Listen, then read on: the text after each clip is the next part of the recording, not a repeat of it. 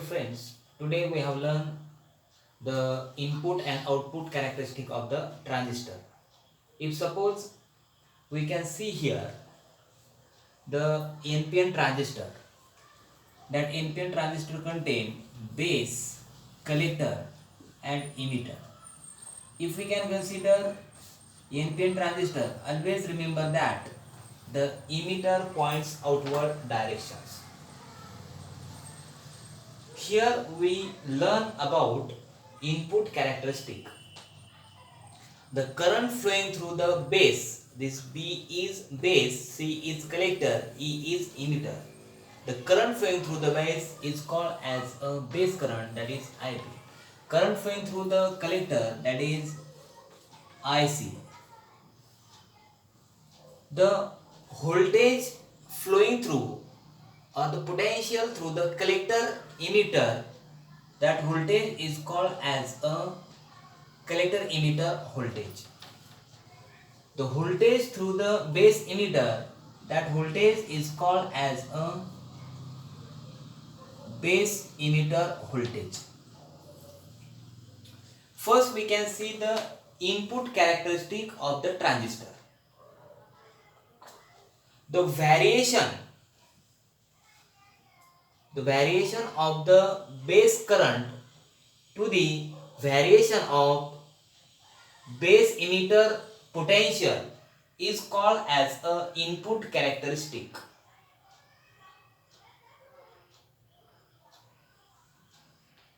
Here at that time the collector emitter potential is kept constant. What is here? When we can learn the input characteristic, at that time collector emitter voltage is kept constant. Here if base current, if we can see that barrier base emitter voltage is changes initially, at that time the base current does not change. If suppose we can draw the graph, that base current versus the base emitter voltage, when base emitter voltage increases, at that time this base current does not change. When this base emitter junction reach the barrier potential, at that time that base current suddenly increases. If suppose there is a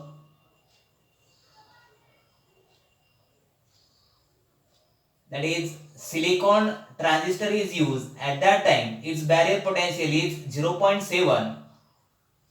When that base emitter junction reach the barrier potential, the current suddenly increases in this way, and that VCE is suppose 10 volt. At that time we should get the base current is suddenly increases. When we can see the input characteristic, at that time the input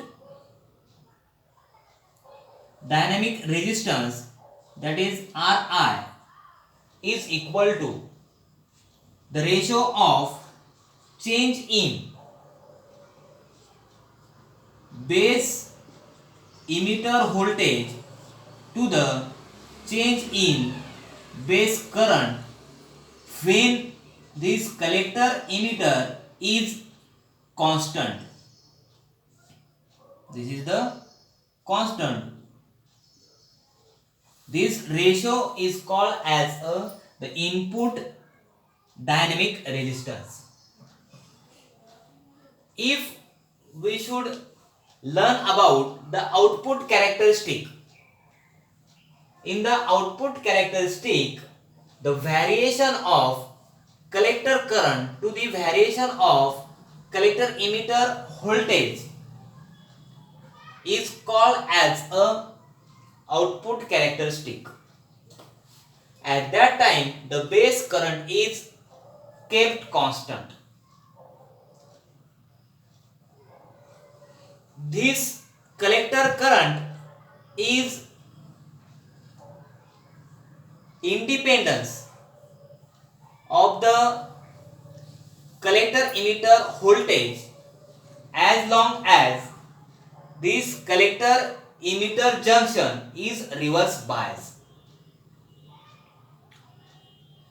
In that case, IC is that collector current is larger for the larger base current.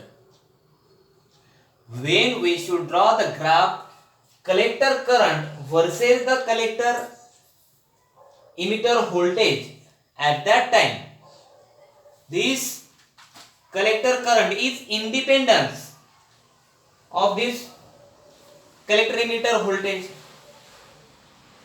That means when the base current is increases, suppose 10 microampere base current is given, at that time collector emitter voltage will be the increases, that is suppose 10 microampere. If that base current again increases, suppose 20 microampere, at that time the collector emitter voltage will be the increases. That means it is independence.